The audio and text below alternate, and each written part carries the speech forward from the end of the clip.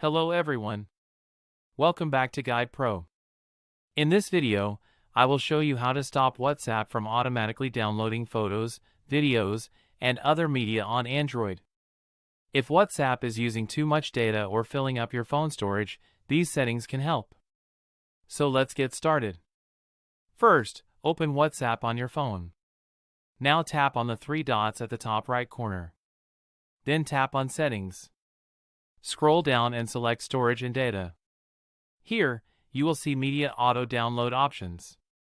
Tap on when using mobile data. Now uncheck Photos, Audio, Videos, and Documents. Then tap OK. Next, tap on when connected on Wi-Fi. Again, uncheck Photos, Audio, Videos, and Documents. Then tap OK. This will stop WhatsApp from automatically downloading media files. Now go back and tap on Chats. Here, look for the Media Visibility option.